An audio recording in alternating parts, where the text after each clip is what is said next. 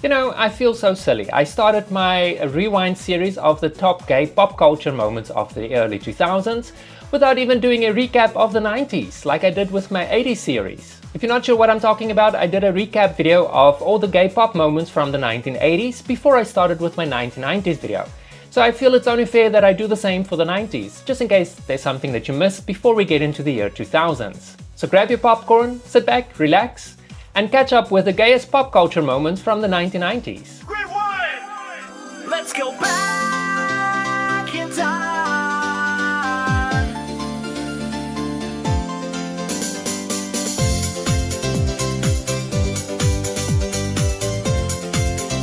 You looking at? Madonna kicks off her U.S. tour down in Houston this weekend, and one of the highlights of her show, of course, will be her latest single, Vogue, a salute to a New York City dance style that never quite made it to the mainstream until, perhaps, now. If it weren't for Madonna, the year 1990 would have been a very boring year. So you know she's going to be featured several times in this video. Madonna's Vogue exploded in 1990 and made ballroom culture, a black and Latino queer art form from New York, visible to millions. The song and iconic music video took house dance, voguing, and the glamour of the underground queer spaces and put them on TV. It takes a celebrity like Madonna or Michael Jackson to take it from the streets and make it something that everybody sees and recognizes and accepts. For a lot of viewers, this was the first mainstream glance at queer nightlife culture. Madonna walked the line, celebrating and popularizing a subculture while sparking debate about cultural borrowing. Either way, Vogue pushed ballroom into mainstream conversations. The writers that gave you the Golden Girls are doing it again. Uncle Lance, can I ask a stupid question? Better than anybody I know, Frank. The Finale Boys after the Golden Girls on NBC Saturday. Network TV in the 90s mostly avoided explicit queer storylines, but small moments still popped up here and there. The Finale Boys, a sitcom that ran only briefly, had an episode called Pursuit that included a gay subplot. It's not a headline memory like a major show coming out, but these little moments mattered back in the day. Christopher Maloney starred in the short-lived comedy that only lasted one season, consisting of 19 episodes. In the episode Pursuit, Dominic is jealous that his old friend Tommy wants to spend more time with other friends than with him. That is until Tommy comes out as gay. This is when Dominic begins to worry about his younger brother Frankie, played by Christopher Maloney, spending a weekend in a cabin with Tommy. Although it's mostly a light-hearted comedy, it however touched on some issues that still made the general public uneasy. The idea that gay men had the intention of sleeping with every man they met. The Garden is a more art house symbolic film from 1990, and it used imagery and allegory to explore queer themes and alternative communities, and currently holds a 100% approval rating on Rotten Tomatoes. The film is loosely based on the story of Christ's crucifixion, except the figure of Christ is replaced with a gay male couple. The film has been seen as a metaphor for the suffering gays endured during the AIDS crisis and their ostracism by most of society. Lacking almost any dialogue, it tells of a loving gay couple whose idealistic existence is interrupted when they are arrested, humiliated, tortured, and killed. The film might not be everyone's cup of tea, but it was definitely a defiant milestone in LGBTQ+ representation, and is a film that you should see at least once before you die. Those balls are more or less like our fantasy of being a superstar, like the Oscars or whatever. Paris is Burning is one of the 1990s most important cultural documents. This documentary brought the New York ballroom scene, created by and for black and Latino queer and trans people, into a documentary form. It preserved the language, the performances, the politics, and the community. Paris is Burning didn't just show voguing, it gave faces and stories to a subculture that has been overlooked for years, and it's still referenced today by artists, activists, and academics. Its impact on queer history is profound. The film opened discussions about intersectionality, shedding light on how various aspects of identity intersect and affect individual experiences. The film fostered empathy and understanding amongst wider audiences. It encouraged conversations about gender identity and expression. It also celebrated queer culture and showcased the importance of chosen family within the LGBTQ+ community. By elevating these voices, the film helped to humanize LGBTQ+ experiences in 1990. TV in 1991 was still hesitant to lean in with gay storylines. In 1991, representation was increasing compared with the 1980s, but it was still mostly episodic, guest characters in courtroom or medical plotlines, or single episode coming out beats. Fully fleshed out gay characters who remained regulars on mainstream network shows was still very rare. In 1991, LA Law aired what is often cited as the first lesbian kiss in primetime network TV. It was a revolutionary moment, but unfortunately the lesbian character involved didn't reappear in the TV show. I shot the first kiss between two women on major television, and that was on LA Law. And that was unfortunately the reality of 1991. Visibility appeared, then vanished.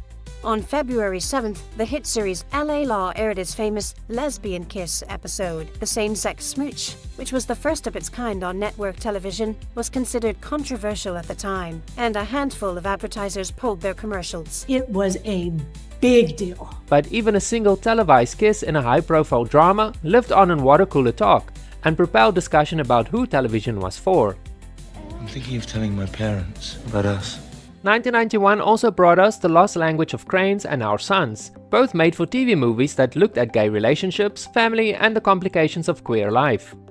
In The Lost Language of Cranes, a young Londoner, Philip Benjamin, comes out to his middle-class parents, and that revelation cracks open family secrets. Philip's coming out forces his father, Owen, to confront his own repressed sexuality, while the household navigates shame, curiosity and slow acceptance. The film shifts between Philip's relationships and the way the parents process what being gay means for their marriage and family life.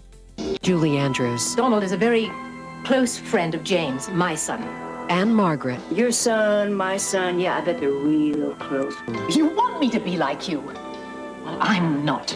Julie Andrews. Anne Margaret. Our Sons, Sunday. Our Sons was an American made-for-TV movie that centers on two mothers from very different worlds who are forced to face homophobia, illness and love when one of the sons, Donald, is dying of AIDS. Audrey, portrayed by Julie Andrews, travels with her son James to confront Donald's estranged, initially homophobic mother. The film is essentially about maternal reckoning, learning to see gay sons as whole people, reconciling estrangement and confronting the human toll of AIDS in families. It was a good piece to try to make in those days, and I know it was an admirable piece. I'm very pleased I did it. Always know where I am by the way the road looks. Like I just know that I've been here before. Cinema in 1991 was where queer artists flexed risk and imagination. The year's film landscape proved two things. Queer filmmakers were experimenting in form and content, and mainstream cinema still couldn't fully reckon with queer desire, but the undercurrents were getting louder. One of the most important queer films of 1991 was My Own Private Idaho, which was directed by Gus Van Sant. The story follows two friends and hustlers, Mike, played by River Phoenix, and Scott, played by Keanu Reeves, as they drift across the Pacific Northwest, searching for connection, love, and some sense of belonging. The film became a landmark of the new queer cinema movement in the early 90s. It was raw, poetic, and unflinching in its depiction of queer desire and marginalized lives. More than that, River Phoenix's performance, especially in the campfire confession scene, remains one of the most moving portrayals of queer love in mainstream film history. You better work.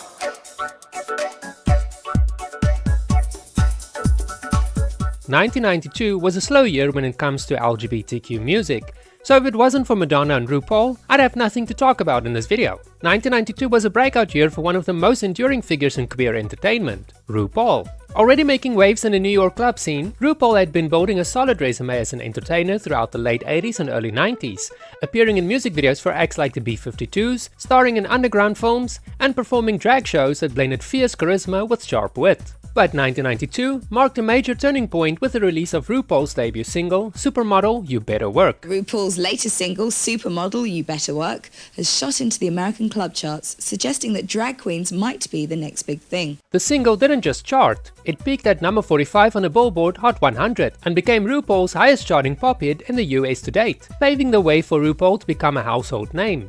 As the lead single from the upcoming album Supermodel of the World, it exploded in dance clubs across New York and beyond. Promoted cleverly at Fashion Week in September that year, it captured the glamour and attitude of the runway world, with lyrics that celebrate self-confidence and style. You better work.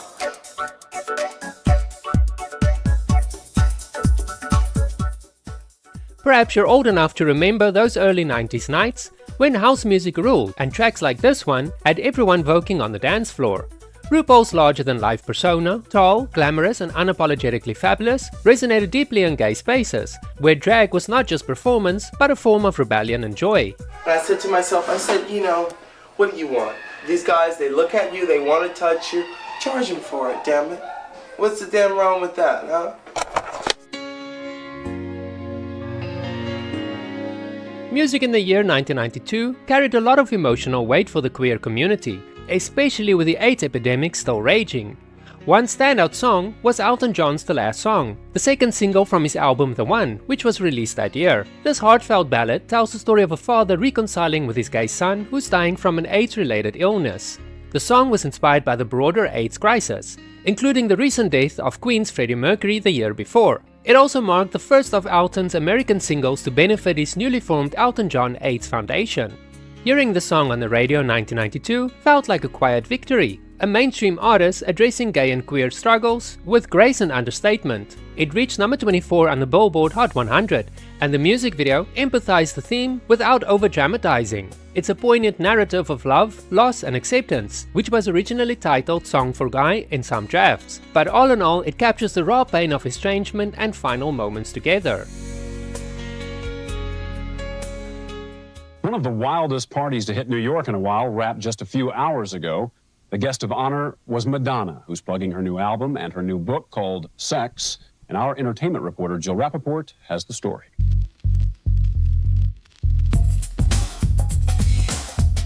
Madonna's Erotica album dropped on October 20th, 1992, alongside her infamous coffee table book. Madonna upped the ante in the celebrity sweepstakes, releasing not just a new album, but a book filled with erotic pictures of Madonna. This was Madonna at her most provocative, exploring themes of sex, romance, S&M and homophobia during the height of the AIDS era, sparking massive controversy. The album's gritty, less polished sound featured tracks like the title single, which sampled spoken word elements and delved into erotic fantasies, leading to bans and backlash from conservative outlets. Singles also included Deeper and Deeper, which was a house-infused nod to voguing culture, Bad Girl, about regret and desire, Rain with its emotional depth, and Bye Bye Baby, a cheeky breakup anthem. The album touched on heavy topics like anti-gay violence in Why Is It So Hard, and was seen as a concept piece on intimacy in troubled times. But unfortunately, critics slammed it for being too explicit. MTV even banned the erotica video at first, but it sold over 6 million copies worldwide. If you're old enough, do you even remember the media frenzy surrounding this album? Tabloids called it career suicide, yet it was ahead of its time, empowering LGBTQ listeners with its unfiltered celebration of sexuality. Today, it's nostalgic gold, reminding us how Madonna pushed boundaries and made space for authentic queer expression in pop.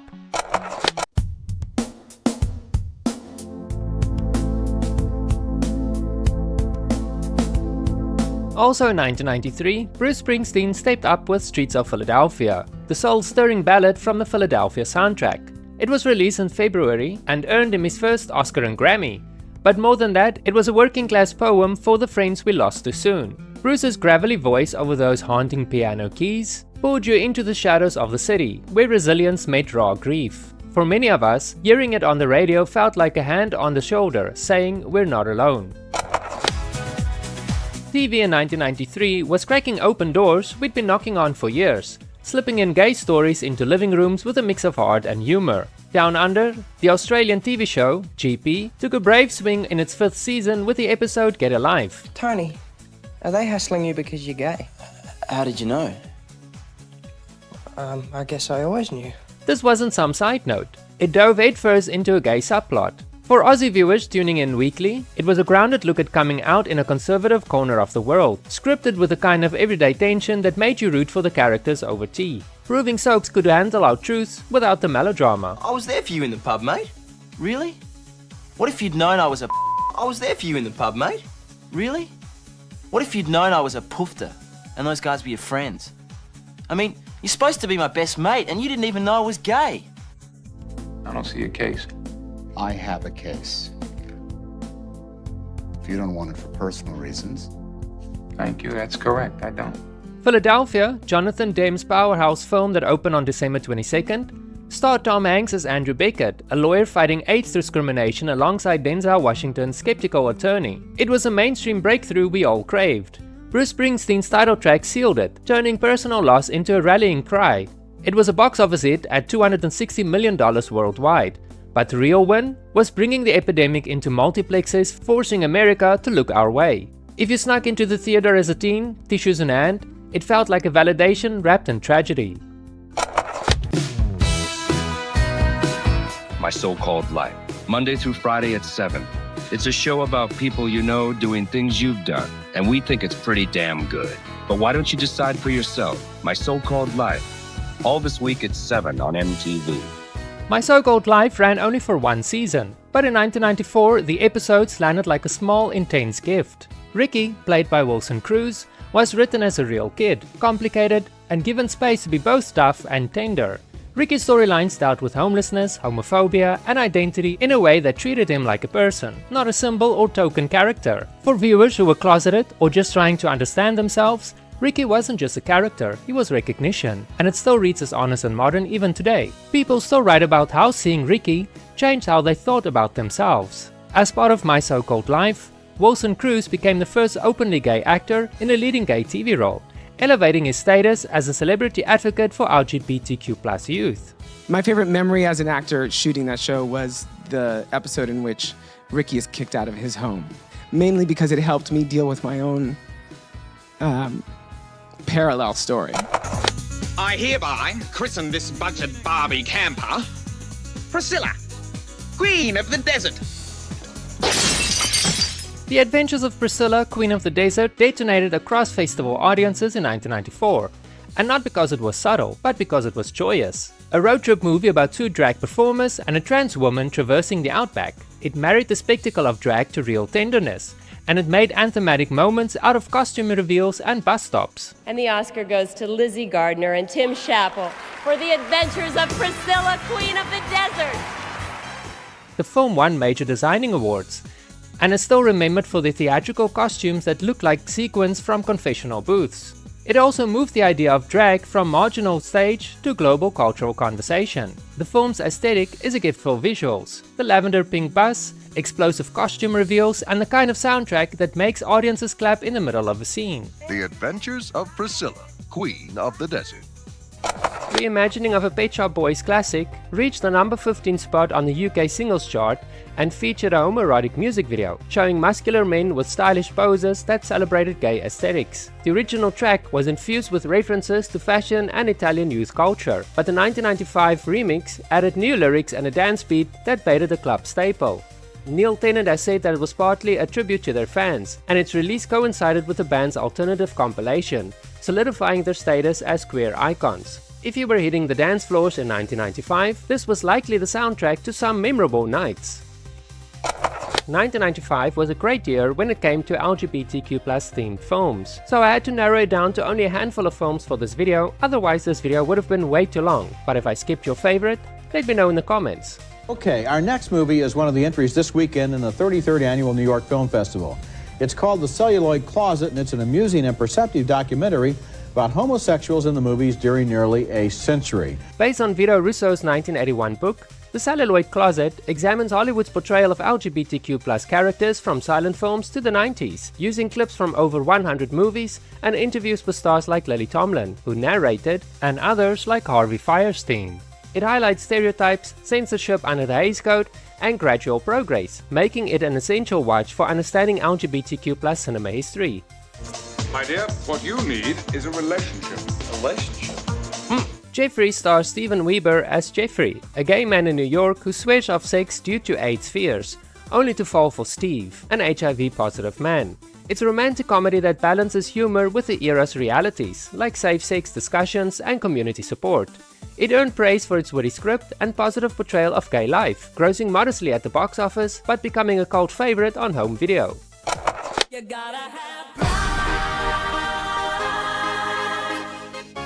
Another rising star was Jonna Lee Cummings, who stepped out as a solo artist under the name Jonna. After leaving the group Boy Crazy, she signed with PWL International and released her debut album Pride in July 1996. Her music, blending pop and dance elements, found a strong following in gay clubs, where tracks like her singles Do What You Feel and In My Dreams became playlist staples. Jonna's emergence added to the wave of artists embracing themes of self-expression that year, making her a notable part of 1996's gay entertainment scene.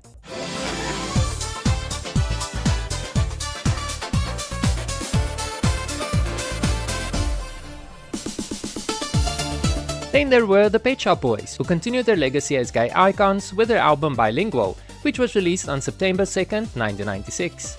The track Metamorphosis stood out as a fun, rap-infused number exploring personal transformation and coming to terms with one's sexuality. Fabulous! Rue's gone by. Coastal. We are in Hollywood. And everybody wants in on the action. TV in 1996 brought more visibility to gay characters and hosts, with the RuPaul show premiering on VH1 on October 14, 1996. It marked a milestone as being one of the first talk shows to be hosted by a drag performer.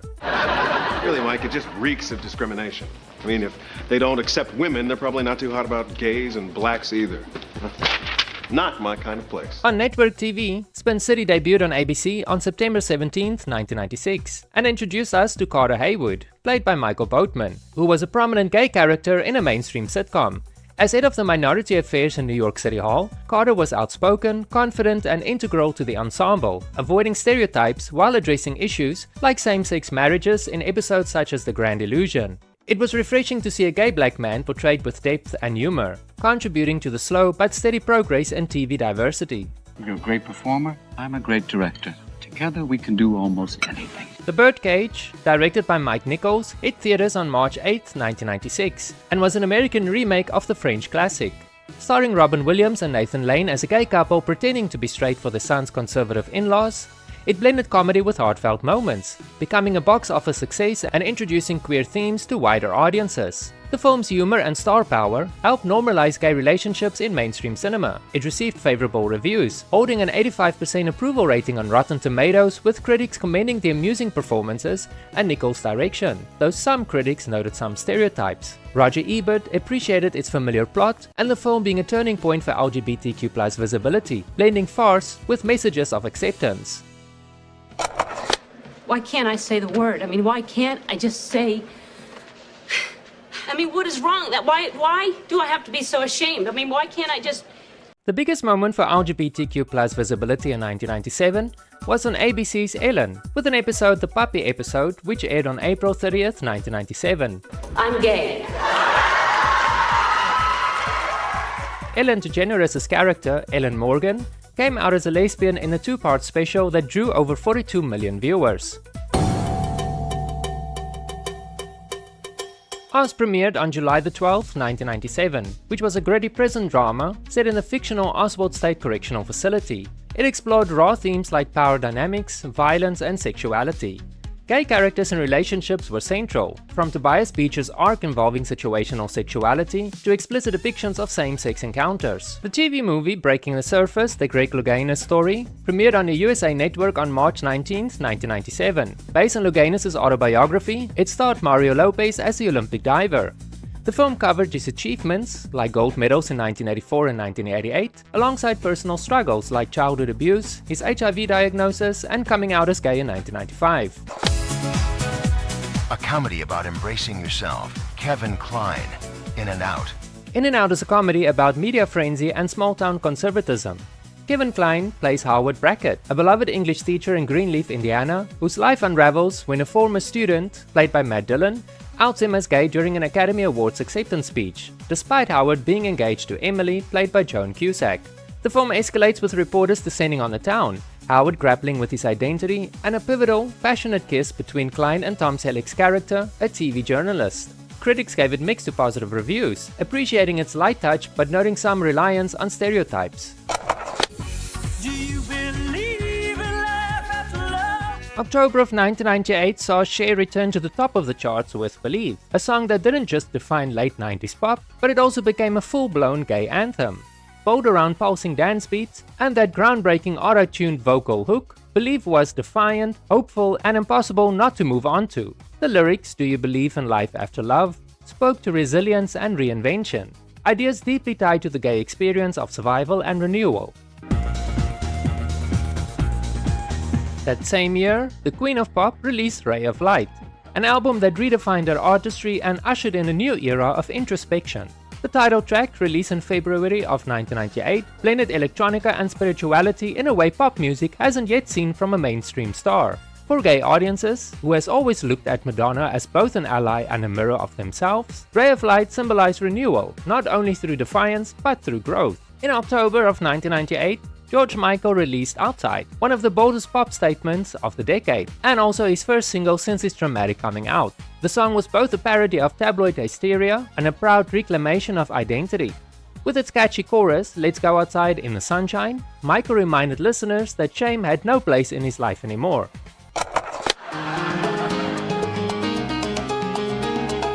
TV changed forever on September 21st, 1998, when Will and Grace premiered on NBC. It was the first mainstream sitcom centered around a gay man, Will Truman, played by Eric McCormack, and his outspoken friend Jack McFarlane, played by Sean Hayes. Before this, gay characters on TV were mostly side notes or stereotypes. Will and Grace, on the other hand, put them front and center, without tragedy or apology. The show's sharp writing, anchored by the friendship between Will and Grace, turned everyday gay life into something relatable and funny. A radical act at the time. Lights, sound. Okay for sound. Action. The Bride of Frankenstein. 1998 saw a lot of great LGBTQ films, but I cannot possibly cover all of them in this video. Released in 1998, Gods and Monsters was a rare Hollywood film that treated a gay man's inner life with dignity and depth. Directed by Bill Condon, it told the story of James Whale, the openly gay director of Frankenstein, played by Ian McKellen. Set in 1950s California, the film explored memory, loneliness, and the price of genius. McKellen's performance earned him an Oscar nomination, one of the earliest for an openly gay actor playing a gay role. The film's title itself, Gods and Monsters, became a metaphor for gayness, creative brilliance existing in a world afraid of difference. In an era still dominated by coded representation, it was a powerful acknowledgement that gay lives had always shaped Hollywood, even if the industry hadn't yet admitted it.